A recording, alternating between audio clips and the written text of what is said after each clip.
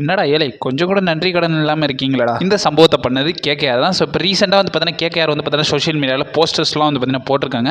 ஏன்னா last year இதே டேட்டில் தான் வந்து பார்த்தீங்கன்னா நம்மளுடைய கேகேஆர் வந்து டைட்டில் வந்து பார்த்தீங்கன்னா வின் பண்ணியிருந்தாங்க. அந்த டைட்டிலை வின் பண்ணி கொடுத்த ஸ்ரேயஸ் ஐயர் அவாய்ட் பண்ணிட்டே வந்து பார்த்தீங்கன்னா இந்த போஸ்ட் வந்து பார்த்தீங்கன்னா போட்டிருக்காங்க.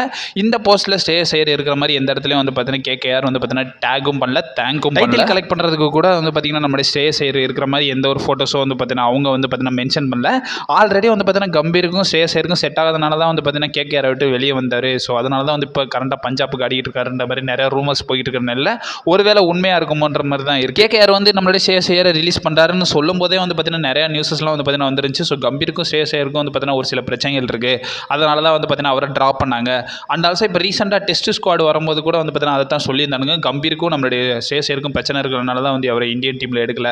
பட் இருந்தாலும் வந்து பார்த்தீங்கன்னா அதெல்லாம் கொஞ்சம் ட்ரஸ்டடாக நம்புற மாதிரி தான் இருக்குது. ஏன்னா ஸ்ரேயஸ் ஐயரை பொறுத்த வரைக்கும் நல்ல ஃபஸ்ட் கிளாஸ் கிரிக்கெட்டில் நல்லாவே வச்சிருந்தாரு.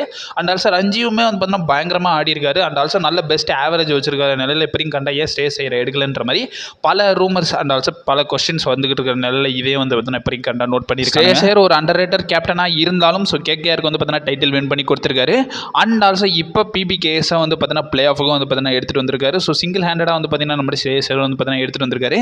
இந்த வருஷம் கப் அடிப்பாங்களான்றதை பொறுமையாக வெயிட் பண்ணி தான் பார்க்கணும். கேகேஆர் ஸ்ரேயஸ் ஐயருக்கு பண்ணது கொஞ்சம் கூட சரி கிடையாது. இதை வந்து பார்த்தீங்கன்னா நான் வந்து எந்த இடத்துலையும் சப்போர்ட் பண்ண மாட்டேன். கேகேஆர் பண்ணது தப்பு தான். இதை பற்றி நீங்கள் என்ன நினைக்கிறீங்கன்றத மறக்காம கமெண்ட் பாக்ஸ்லையும் வந்து பார்த்தீங்கன்னா சொல்லிவிட்டு போங்க. அண்ட் ஆல்சோ இப்போ கரண்டாக நம்மளுடைய பஞ்சாப் கிங்ஸ்க்கும் நம்மளுடைய ஆர்சிபிக்குமான குவாலிஃபயர் 1 மேட்ச் வந்து பார்த்தீங்கன்னா நாளைக்கு வந்து பார்த்தீங்கன்னா நடக்க போகுது. ஸோ குவாலிஃபயர் 1 டீமில் இந்த மேட்ச்சில் வின் பண்ணுறவங்க வந்து பார்த்தீங்கன்னா டேரக்டாக ஃபைனல் போவாங்க. தோத்தவங்க வந்து பார்த்தீங்கன்னா எலிமினேட்டரில் நடக்கிற நம்மளுடைய ஜிடி வர்சஸ் எம்ஐ மேட்ச்சில் வின்னர் கூட வந்து பார்த்தீங்கன்னா ஃபேஸ் பண்ணுவாங்க. அதில் வின் பண்ணுறவங்க டேரக்டாக வந்து பார்த்தீங்கன்னா ஃபைனல் போவாங்க. ஸோ யாருக்கும் ஃபைனல் நடக்கும். அண்ட் ஆல்சோ யார் கப் அடிப்பாங்கன்னு நீங்கள் நினைக்கிறீங்கன்றத மறக்காம கமெண்ட் பாக்ஸில் வந்து பார்த்தீங்கன்னா மென்ஷன் பண்ணி விடுங்க. I think it's go to be RCB.